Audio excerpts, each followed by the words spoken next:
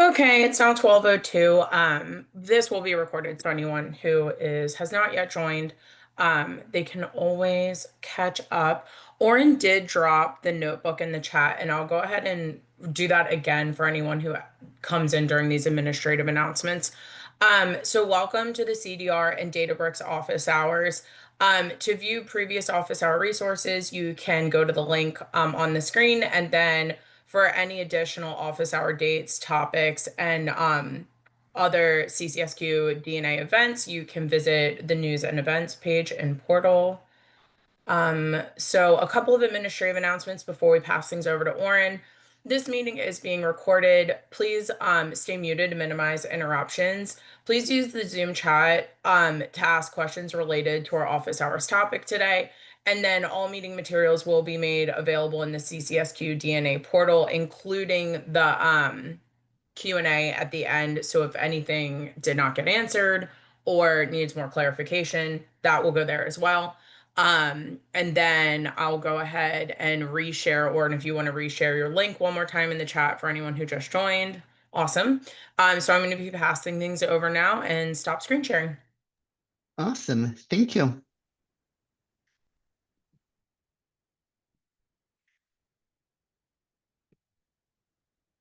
All right. Can everyone see my screen? Yes. Excellent. Okay, so thank you for coming today. My name is Oren. I'm one of the team members of the User Services Group, and we're going to talk about test-driven development, TDD, and unit testing. And the goals here are to learn more about test-driven development, how to use unit testing to ensure that code works appropriately, assert and stop statements, and we're also going to touch a little on PyTest and teststat packages. Okay, so let's get started. What is test-driven development? Basically, the idea behind it is instead of writing code and basically just trying to get an idea and just writing code without a framework, the idea is that you're going to try to do some development based on testing. And the idea is you determine what your program is going to do, and then you try and create tests to ensure that it does exactly that. The way I like to think about a lot of programming stuff is comparing it to writing an essay. When you're writing an essay, you're writing a paragraph, you like to create a list of aims beforehand. And the paragraph is only acceptable if it answers all of those aims, addressing other concerns. And so the same way, test-driven development works somewhat similarly. Basically, code is working when it passes all the tests. And the code is designed so that each code block has a specified purpose. And that way you can make sure there's no duplication and there is a minimum number of components. And it can be described by using the following set of rules. The first rule is you create a single unit test. That's going to describe an aspect of the program. You're going to run the test, and it's going to fail because you haven't coded anything yet. You're going to write just enough code to solve that test. And then you're going to test, you can make that test pass. And then you're going to continue writing more tests and refactoring the code, keeping it as simple as possible. So that way you pass all the tests that you have written. And then you're going to, and then when you've finished all the tests, when your code does all the tests, then you are complete. Then you've completed your rough draft, and then you can go back through it and see how to make it better. And it can also be explained like this using the TDD cycle, which is red, you write a test that fails, green, you write the minimum amount of code to make that test pass, and refactor. You want to clean up the code to keep the test passing. And the idea is you do want to have your tests, when you pass those tests, you want to make sure that your code only does a minimum of stuff. So you don't want to try and solve everything at once. You're really writing your code so that it solves tests. That way it goes in a very incremental way. And that way you can be in charge of how you're doing your development. You can know how you're basically running things so you know how things work. It's going the way you plan it to go. So why would you want to do this? What are some of the benefits of this? And so one of the problems is when we're coding, we normally code a lot of things as standalone products, whether that's a notebook, whether that's a workflow. They're all created without thinking about what you can do, what you can take from one project to another project. And that means if you don't have any proper development strategies, you're really recreating the wheel every single time. And that can be, I mean, that can be difficult because then, like, you created something and it works well. But if you're creating everything as a standalone product, then, it might not be used as well as it could be. And when you use proper development strategies and frameworks like TDD, it really forces you to move from a standalone product idea to a code base and having one code base which can be used to understand, which can be used to support multiple products or multiple projects. It also helps ensure that projects remain consistent, even if different pronouns are used. And that can be a challenge, right? Suppose there are 10 programmers on my team. And I mean, suppose you have, I don't know, in a given year, you have 10 programmers, 5 leave, 5 new ones get added. At some point, you have a 10-person team, but there might have been 30 people on the team at any one given point. And, each person, if you don't have a framework, each person just has their own ideas about how things should work. They might have their own code bases, and they all might do things differently. And that means your projects are really inconsistent. And that becomes very challenging, right? When you, for example, when that person leaves or someone else has taken over the code, or maybe if you're coming back to code after a year, you worked on it in, say, 2023, now it's time to get back to it in 2025. You might not, your projects may not be so consistent. And that means that's a problem when you're coming back to it. It means if somebody else has to come back to it, they have to figure out everything from scratch. And with a good developed framework, that might not be the same issue. It also is going to lead to a significant reduction in defect rates and a reduction in effort in project final phases. And the idea is if you plan things out in advance, when you get to the middle and end part, because you plan things out well, you're not going to see so many defects. And it's going to make it a lot easier. Makes the beginning a lot harder, but the final part should get a lot easier because you'll have thought things out well. It ensures that code is always tested and working. Sometimes when we code stuff, we code a lot of things at once and we think, okay, it's working, I'll go back to it. And then we wake up a few hours later, we've been coding a few hundred lines of code, and we don't know how well it works. And if you do this TDD, this incremental approach, you can be relatively comfortable that your code has always been tested, always been working, and there's only a little bit that that needs to be looked at. And that helps like how far along you are. It also helps you definitely with design qualities in the code and gives you a stronger quality. And basically the idea is you spend a few hours thinking about what you're doing and trying to design things. It's going to make the quality of your code better. And then finally, it just makes your code easier to maintain and change at a future time. And that's because, if you thought about your code, you made it into something that's, modularized so that way your code is used by many different things. It means that the code's easier to understand. And if you have those unit tests making sure stuff works, it means you can be comfortable that your code is still well maintained and your functions still do what you expect them to do. And you could also be comfortable that your code not only isn't erroring, but actually does what you think it should be doing. There are a number of challenges to get used to it. One major challenge is really learning how to change your thought process. Because some of us, if you're just coding and you just code as you get started and you find issues as you go, it can be difficult to move into a process where you're actually thinking through a program before you get started.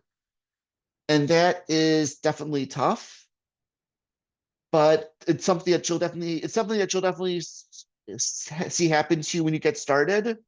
but once you get started and once you get on it, you'll suddenly something you will improve at. Another issue is potentially forgetting to run tests frequently or running too many at once. And sometimes you think, you want to get code going. And the point here is really to iterate fast and make a lot of small steps, not many big steps. And if you don't use good planning, if you don't good discipline, it's easy to get bogged down to a case where you're just running one more test. Another challenge is developing poorly designed tests. And that's always this challenge, right? Your development's only as good as your tests here. And that means you need to think about good tests. That means you need to think about how to deal with edge cases. It means you need to think about how to deal with making sure basic functionalities work. It means you need to think about really hard tests that really do a good job of making sure that your functions work the way that you think they should. Because if you make them too easy, then this isn't going to help you very much. And then one of the other potential pitfalls is partial adoption and poor maintenance. I mean, it's easy to justify not using TDD when dealing with a bug fix, but the problem is you get to that, you're in a rush, you really need to get things done quickly. You think, oh, let me just do it. And then the problem is you don't do it, you do that a few times, and then you have a lot that's not working. And then the problem is if you're not building tests, you're not really doing a good job building documentation of what went wrong. You're not testing to make sure that doesn't come back. And that's definitely a very strong pitfall that is something that like you think like, I'm just gonna do this one thing, not do this one time, and then it snowballs. And another challenge is also making sure to get everyone in your project to use it. Because like if some new people are using it and 3 people aren't, that means 30% of your code isn't going to be TDD. And here are just some skill levels for how you can begin at TDD versus when you get more advanced. And like when you're starting, you basically just want to you might be able to create one for a given function. And then when you're at the intermediate level, you might try and get it at more of a program level and trying to do test-driven bug fixing where you actually create tests exposing the defect rather than just fixing it. And then you have advanced, you might come up with, systemized unit tests and systemized ways of creating test-driven development that you can use for multiple projects. So here's a basic non-code example of TDD. And it's imagine building IKEA furniture. And in this case, the instructions are sort of like tests. They tell you how to test, how the parts are supposed to fit together, which steps you should do first, and so on and so forth. And the idea is you follow the steps piece by piece and you test as you go. And if you follow the tests closely, that's an equivalent to TDD development. And on the contrast, if you just like try and build it without looking at the instructions, that would be like, coding without a plan. And, I mean, I don't, depending on how good you are at building furniture, if you do that with IKEA stuff, you may always find you're, missing a piece or it falls apart much quicker than you would expect. Like, in general, when I'm building IKEA furniture, I find the instructions really help me a lot.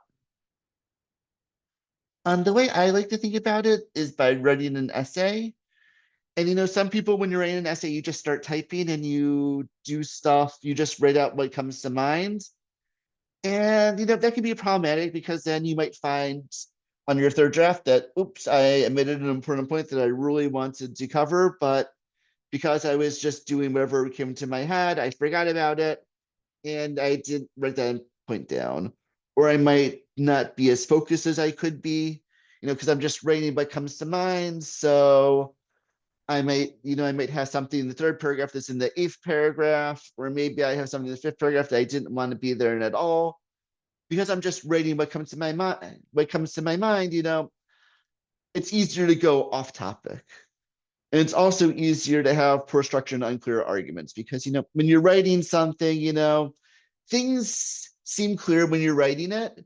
And then when you read it like a week later, it's not as clear. And if you can build a good design, a good outline, you can at least try and mitigate some of that because at least you know what you're going for. And so what other people do is when they're writing an essay, they try and start an outline. And that outline gives them an idea of what they're trying to achieve.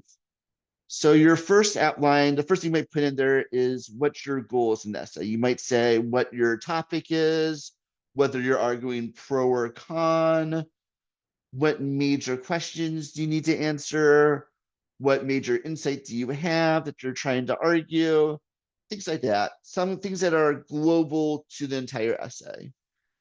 And then you flesh out this outline by trying to map out what you want to build in each paragraph. And you have your paragraph, you have a few, 2 or 3 objectives, and you're trying to cover only those objectives. And so, when you're writing a program, you do similar things, right? You're instead of trying to create an outline of what you're trying to achieve in the essay, you might say, okay, this is what goal I'm trying to solve with this programmatic framework. I'm trying to get such and such. And then I might say, okay, in order to do this, I need to grab data for a certain number of things. So I might say, I need to grab claims data, I need to grab beneficiary data, I need to grab provider data. So I might say, okay, I need one notebook in the workflow to, talk about how I'm getting ETL for beneficiary data. One's going to be to get claim data. One's going to be to get provider data.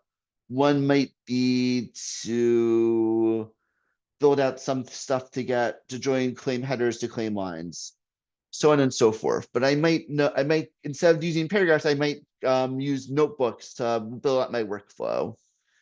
And then I might continue to flesh out this outline by determining which questions need to be answered for these objectives to be adequately addressed. So in my essay case, I built out paragraphs, I got my goal.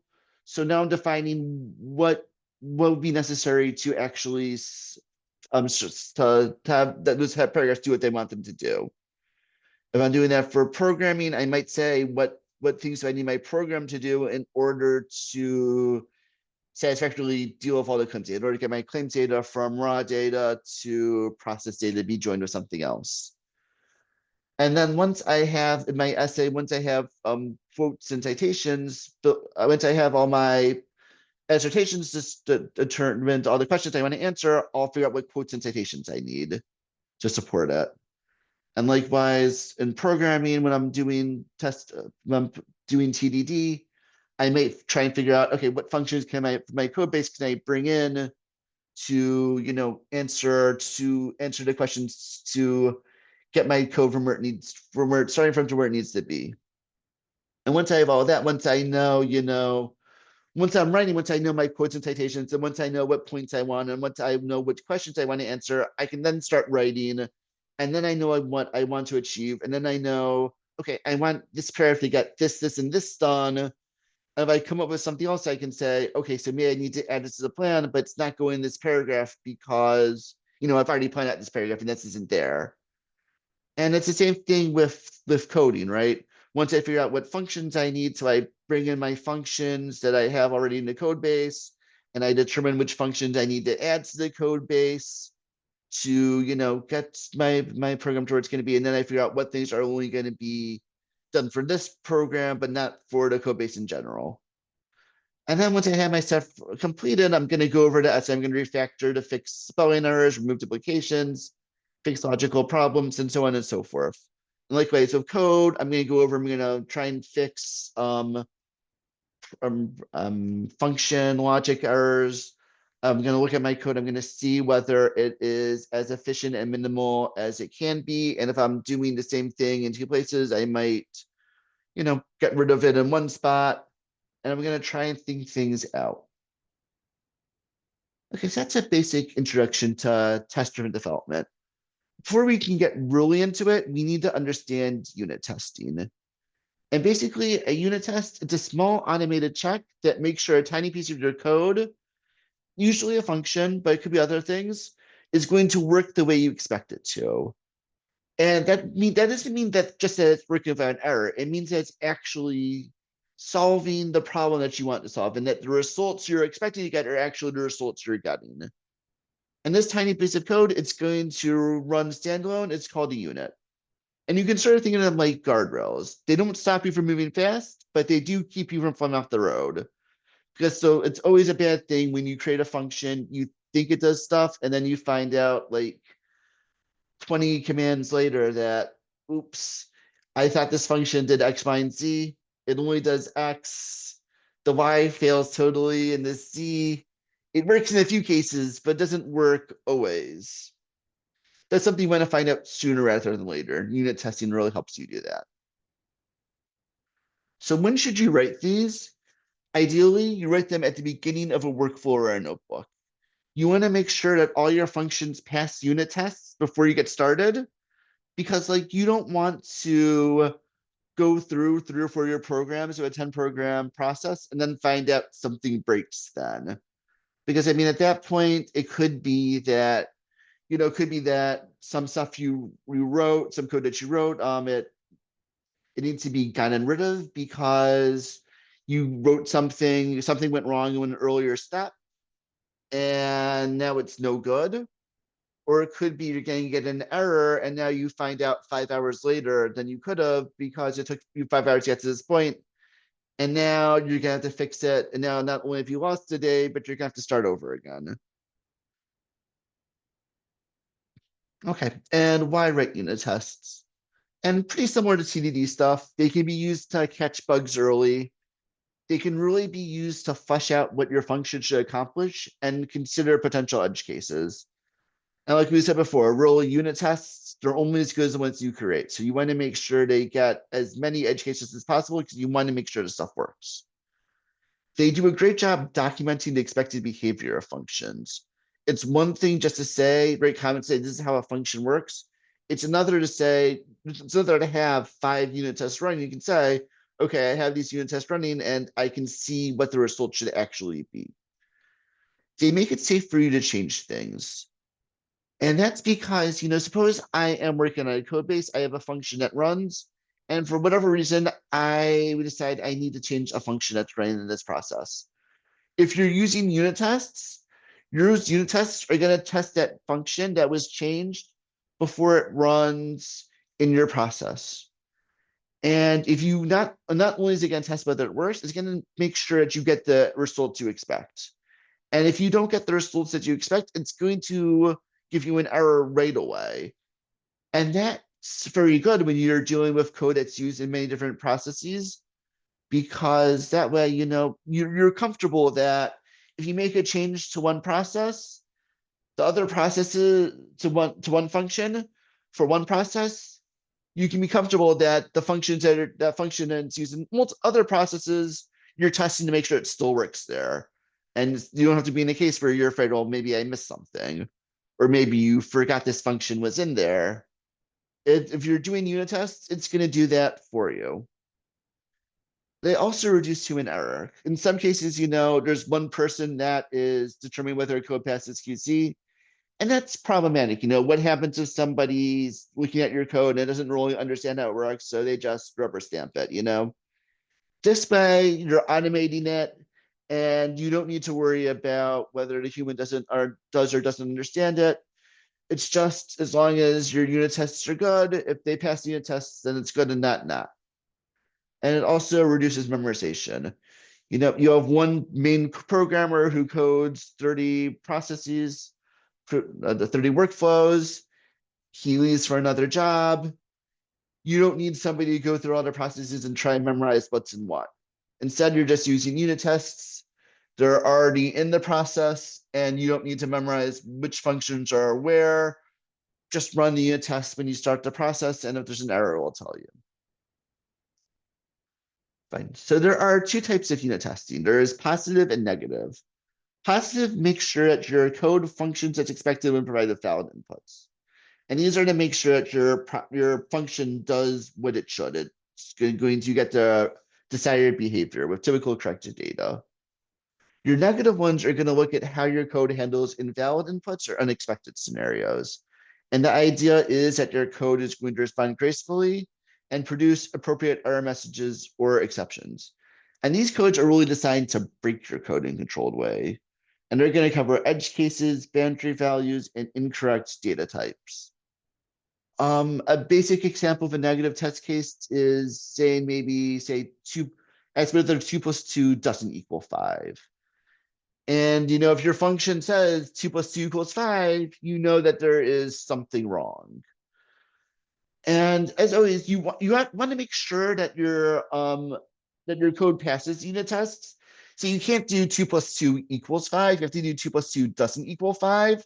So that way it will be true, because if it's false, it's going to cause an error. It's going to stop your process. But that's still an idea of a negative one, because it's testing, it's making sure it doesn't say that an incorrect statement is correct.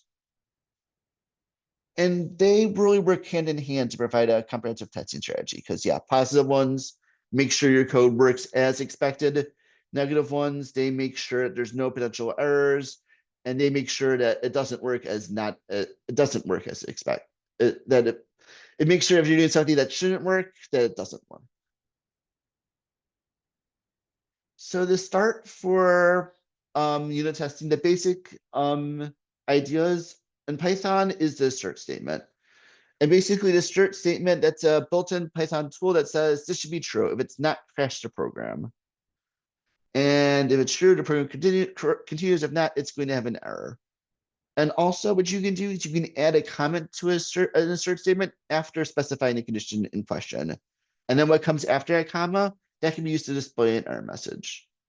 So here we have an example of an assert. I am asserting that 2 + 2 = 4, and I am asserting that 2 + 2 does not equal 5. 2 + 2 = 4 is a positive. 2 + 2 does not equal 5 is a negative.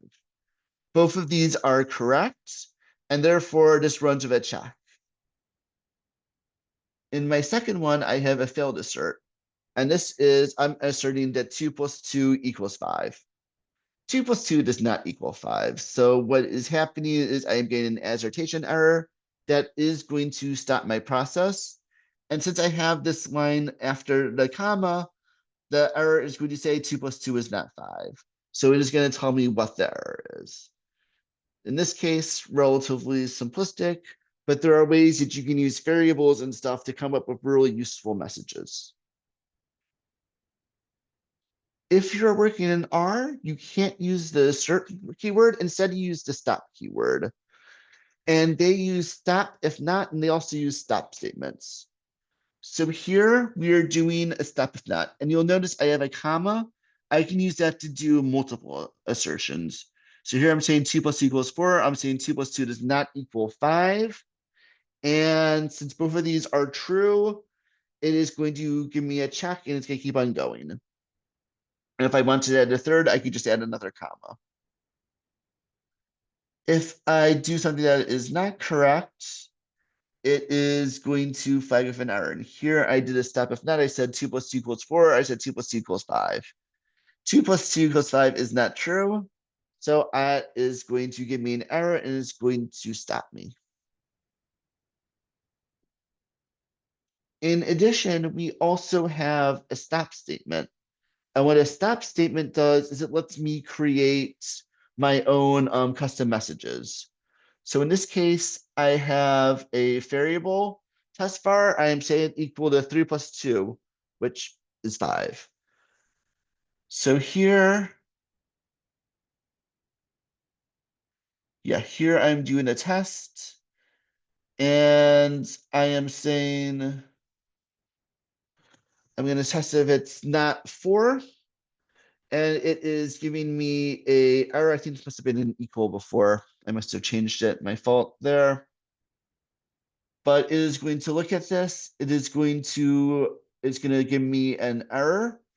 And it is going to let me do my own statement. And here it's going to say not just test var = 5 not 4. It's going to say, instead of just saying this error in eval, it's going to give me this test var = 5 not 4 right here. So instead of just giving me a standard error, it's going to actually tell me whatever I want.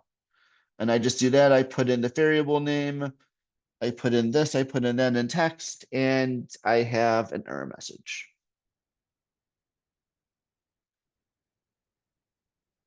Fine. So here is a basic example of a unit test. So in this case, I have an example function. I am taking a first name and a last name, and I'm joining them into a single name field. And you can see I just did it there. I'm taking the first name, I'm stripping stuff out, grabbing the last name. Fine. Here I am creating my tests. I'm creating a function that has unit tests in it. I'm going to use my unit test with the assert statement.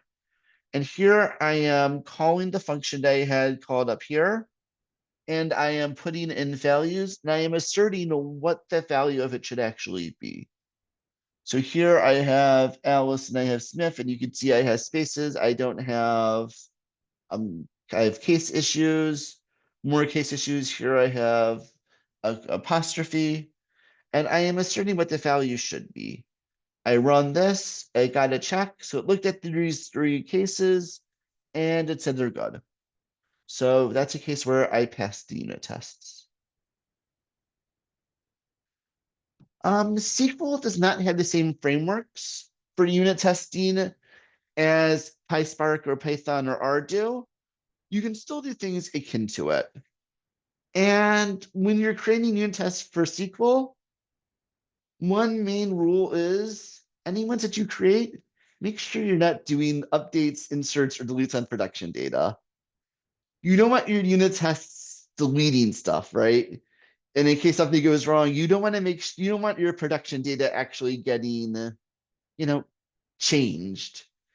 If you're doing your unit tests, you want to make sure that you're working with test data, you're working with development data, but you're working with something that if something goes wrong and your stuff doesn't work the way you should, that you're not actually deleting things or you're not actually breaking your main data sets. And yeah, I mean, the best practice, you want to run your unit tests on development tables or test tables, something you're reasonably familiar with, you can understand the expected result, and there's no questions about whether or not it's right. You want something that's a few records that you are familiar with, and you can say relatively simple, is this right or not? Because yeah, you want to be able to make sure, that your unit tests are doing exactly what you want them to do. And I mean, this is one reason why some orgs do create development, staging, and production versions of data. And that's for a number of reasons. It can make sure some of it is to make sure that they have sample data to use for testing. But also, if you're doing production stuff, you don't want to delete it by accident and have to go to a backup. So if it's also that when you're creating workflows and stuff, you may want to work with development data so that way it is something smaller, so that way you're not using too much processing power. Because if you're working with 10 million claims records, that's a lot of records. It'll take you hours to run stuff. If you can only run with 1,000 claims records and you can really subset your data, your stuff's going to run a lot faster. You'll be able to do testing a lot quicker, and it's going to make your life a lot easier. And I mean, you can use SQL unit tests for a number of things. You can use it to ensure that tables exist, that columns exist, that values and columns are as expected, or to ensure that creates, updates, inserts, and deletes work as expected. So table changes. So ever run a query like delete star from table, semicolon, where column A equals XYZ? Yeah, I remember the first time I did that, deleted the table and had a semicolon in my code block. Because the semicolon is at the from table, the delete part worked. It only errored with the where clause. So it basically just, the where clause was an error, but my code ran and it basically, no, mine updated everything with the first one I made. But yeah, updates, deletes. You're working with, if you don't do SQL queries on, on dummy data with unit tests, good way to delete everything and hope you have a recent backup. So yeah, that's one reason why it helps to, one strategy is to you just do the stuff on test tables. So you do your creates, updates, inserts, and deletes on those, make sure your query works as expected by running your unit testing, and then move to the production table. And that way, if you do something wrong and you have a semicolon error, you mess something up, you've only ruined your test table, which, annoying, but it's not like you've lost all your main data. What other teams will do is they'll build functions for these types of queries. So instead of you creating your own delete statement, they'll create a function that does it for you. and they will set those functions in a way that you're only going to delete everything that's specifically input into the function. So like you might have it said that if you're doing a delete statement, you need to have a where clause. If it's blank, it won't work. And your where clause needs to be something like delete all, maybe, or maybe update all. But it requires you to actually type something into your function and actually have that as an input that you're deleting all, as opposed to doing nothing. Because if you do nothing, it's very easy to lose everything. If I make you do a delete all or an update all, it's a lot less likely that you're gonna break things by accident.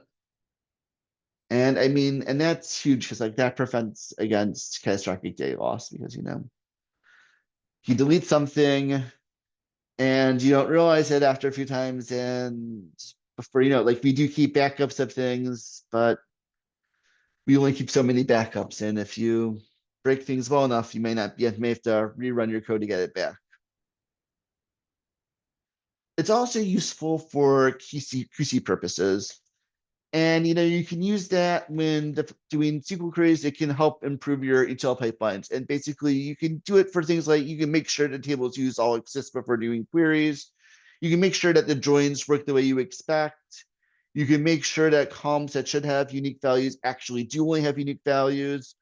For example, you might be expecting a field to only have a 1-character value. And if you have a 3-character value, something's wrong. You can build checks ensuring that your fields have a reasonable amount of expected records and values. And that's useful if you're doing a process that creates a file every month that's reasonably similar but not totally similar. It helps to know, that like if you ran it last month, you had 250,000 records. This month you only have 75,000. That's probably a problem. It's something you want to know about sooner rather than later, especially if you're using that table for other things later in the process. And also like values, like, and if you're looking for a number of different beneficiaries and you're expecting 10,000 beneficiaries, you're only getting 5,000. Maybe that's a problem. Maybe you're looking at health plans and you want to make sure one health plan has a huge drop. You want to know about that before you finish your process rather than after. And this is just an example of how you can do a Spark SQL unit test example. So one challenge is Databricks SQL doesn't really support many unit testing. So any unit testing you would do would be just really more queries rather than actual unit tests. But you can use Spark SQL to do unit tests. And here we are using Spark SQL and we're doing it via PySpark. This is a Python cell, not a SQL cell. And basically here what we're doing is we're taking the results, we are putting them into a variable, and then we're gonna assert the result is as expected. And if it's not as expected, we're gonna say there are this number of records in the table. You probably wouldn't want to do 0 unless you're expecting it to be blank, but you might say you want it to be, say, greater than last month's. And when it's not greater than last month's, you want to flag it. You might say it might be maybe, I don't know, greater than last month's, but only 20% as large. And if it's more than that, then flag it. So assert and stop if that statements, those are basic unit testing. There are frameworks for to support it. The main Python one is PyTest, and it's one of the very popular ones. One of its features are fixture support. So basically the idea is, when you're creating tests in unit tests for functions, you might get a lot of them. So one of the things PyTest does is it lets you take some of your unit tests and make them into a function basically, or a fixture, and that way you can use it in many different cases. And that's going to make it easier for test organization readability because instead of having to create the same thing 25 times, you can save it as a fixture, only do it once. Another thing is parameterization. And that's basically going to allow you to, if you have a test, instead of doing the same type of test 4 times, you just create a parameter for it, you parameterize it, and you create 4 or 5 cases for that one type of test. And that's going to also make things more efficient. And there's also concise syntax, and that just make it just really concise and readable for developers to use. There are some disadvantages. We're not going to talk about much here because it is complex. Databricks, nope, it doesn't really read Databricks.py notebooks as .py notebooks, so you would need to create your own .py notebooks for testing from scratch, either using Notepad or using GitHub or using something else. But yeah, because of that, it is really hard using Databricks. And unless you've started on your unit testing journey, you're probably not going to get very far with it.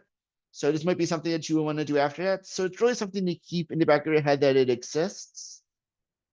But until you get started on unit testing, you're probably not going to want to use it much. At some point, if you get really far along in unit testing, you have a lot of unit tests, you'll want to get the PyTest because it'll be too hard to maintain your stuff manually. But until you're at that point, probably not going to be so helpful. The R package, the R version of PyTest is teststat, and basically the same idea. We will talk about it a bit more because it is much easier to use in Databricks. But here's a small example of it. The first thing we need to do is you need to install the package, and you can do it just by running this. And then and so here we have a basic function. We are taking two numbers and we are going to spit out a value. Fine. So what we are doing is I'm calling that library. I'm calling the library, and then I'm going to do a test that we're going to do n numbers for extractors. That's what this test is supposed to do. And then I am setting three things. I have doing expect equal, and then I say add numbers. I'm calling that function. I'm saying 2 plus 3. I'm saying that should equal 5. I'm saying 0 plus 0 should equal 0. -1 and 1 should equal 0. I run it and it gives me this happy smiley face and saying test pass. And let's keep on going. Here, this is an example of a failed one. Here I'm calling that same library. I'm saying that I want to make sure that the add numbers works correctly. But here I'm saying that -4 plus 1 equals 0.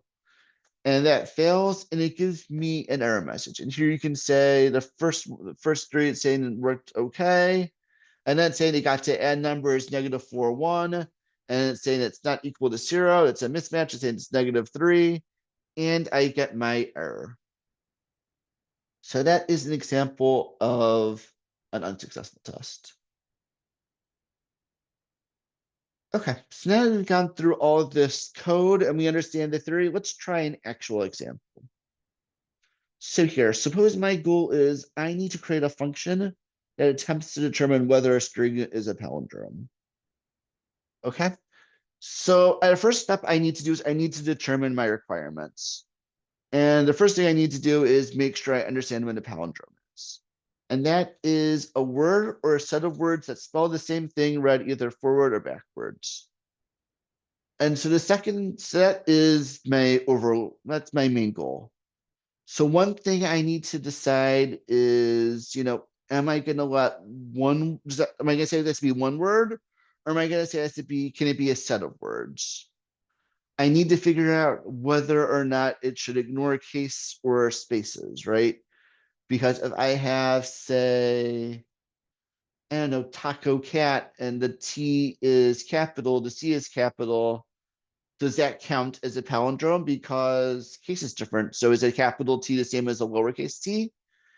And in general, we would say that for a palindrome, most people would consider it to be the same, but it's at least something I need to think about before I get started. And, it's something I need to say, yeah, that's how palindromes normally work. So great, that's what I'm going to do.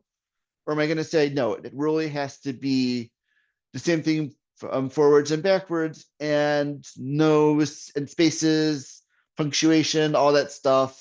That is enough to break it. And then I also need to figure out how to deal with non-alpha numbers. So for example, in this case, I have Ada with an apostrophe. Is that a palindrome? Does the quotation mark get rid of it? How about noon, 7, noon? And yeah, I mean, there I have a non-alpha number. I have a number. So does that count as a palindrome? Should non-alphas totally should the just the having them in there be a problem? What if I did 7, if I noon 742 noon? Would that be in palindrome? I mean, 2 and 7, it's different, but like, does palindrome only care about the characters, you know? So those are certain, so the idea would be in your step one, think about your function, really try and get into the nitty gritty about what it should do, and really try and think out what is good enough, what is not good enough. Fine. So once I have my goals written down, I would come up with tests. So here we are coming up with 4 goals. The first goal is I'm going to make sure that a single word flipped around is the same thing. And that is, that is the basic goal over here. Second thing is I'm going to make sure the function can handle multiple words. So in this case, I've decided that spaces don't matter. And therefore, I only care about the character values and not whether or not there's a space or not. And then third, I'm going to make sure that function ignores cases, spaces, and punctuation. And so that what we're saying is that commas or exclamation points or spaces or capital letters, none of those have any impact. And finally, number 4 is we're going to make sure that the function ignores numerics. And that means that I don't care what numbers are in there. I'm only worried about the letter values. So in my cases there, I have my goals. Now I'm going to start making tests. And for goal number 1, I'm going to make my first test be make sure that Emmy passes the test. So I'm going to make sure that Emmy does show as a palindrome. I'm going to make sure that Emma fails the test. So this is a negative test. And since I can't actually have the test fail, I'm going to say that make sure that Emma is not successful. And then the next thing up is I'm going to make sure the function can handle multiple words. So I'm going to say make sure that Taco Cat, and I'm not up to this case yet, so I'm just going to make sure that Taco Cat as non-capitals is successful. Second one is I'm going to make sure that never odd or even is successful. And that's a bit more difficult than the Taco Cat one because there are multiple words in there. There's a few more spaces. So I'm going to make sure it can handle more than just one space. And then in my third test, I'm going to make sure that never even or odd is not successful. So we're going to make sure that that fails. And that's because, I want to make sure that my unit tests are actually testing whether or not it's a palindrome and not just saying everything is good. For my third goal, I'm going to make sure the function ignores cases, spaces, and punctuation. So the first one, I'm going to try making sure that Taco Cat is successful with capitals T's and C's. And if I can get that, I know that case is fine. Second one, I'm going to make sure that red rum stirs murder. And that way I'm going to get my punctuation cases handled. In the third one, I'm going to make sure that auto is successful. Sometimes Python and other programming language can do poorly with either quotation marks or apostrophes. And so what I want to do here with the auto is just make sure it can handle those special characters. Because a quotation mark can be much more problematic in the way that like an underscore isn't. And then I have 2 negative cases. I have whether or not fails, and want to make sure that taco dog fails. And then in my fourth case, I'm just going to make sure that noon 7 noon is successful. I probably should have created a negative test. Probably something like make sure that noon 743 noon does not succeed. But I didn't do that, so it's okay. We'll just go with what we have. Okay, and then the third step is we're going to build code. So here I have a function, and I basically have this function is going to be my actual function. And here I'm going to have 4 different unit tests. One for goal 1, one for goal 2, one for goal 3, and one for goal 4. And you can see there, I did add in noon 7 mid. I just have to add it in my, what's it called? in my outline above. And you can also see that I'm doing using true and false. For Emma, I want to see whether or not that doesn't work. And therefore, I want to make sure to assert that that is false, not true. And that way, it will be successful, but I can still do a negative test. Fine. So I run my function that's just basically take a string, flip it around, and it got to single palindrome. It is not successful with multiple words. And that's because it's just flipping the string. And since it's just flipping the string, it is going to run into a problem with spaces and other stuff. It's not going to find a way to, get to handle those properly. So then I am going to build a bit better of a string. I am going to add a replace statement, which basically gets rid of all spaces and it turns it into no space. And then I'm going to try and move that string. And in this case, you can see at step 1 and step 2 were successful. So that the multiple words were good.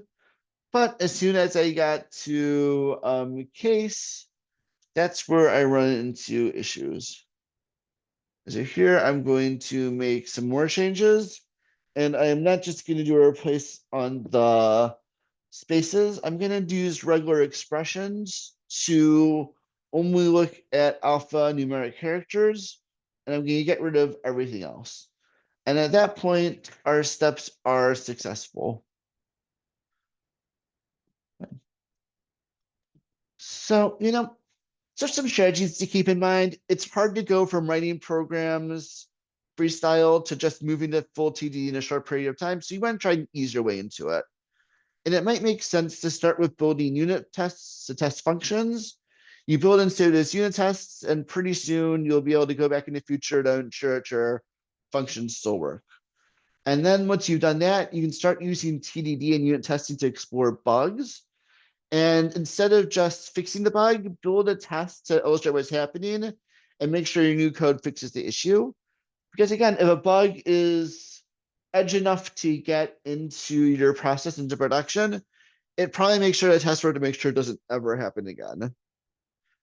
And then what you want to do is instead of just building the function, you want to try and design and document it. So you make sure you know what your function is supposed to do, how you know it's successful, and try to come up with a plan to start discussing your thought process behind it. And then finally, you want to get into developing strategy and plans for your notebooks and figure out how they should work before creating them. And try and get a strong understanding of what you want to do before you start doing it. And yeah, I mean, you do all these things and you'll be doing some form of TD and improving your programming framework before you know it. All right, thank you for coming to my talk. So at the end of this, you should have a better understanding of test-driven development, unit testing, assert statements, PyTest, and test stat. And if you are interested in future further resources, I have a whole list below here. All right, thank you.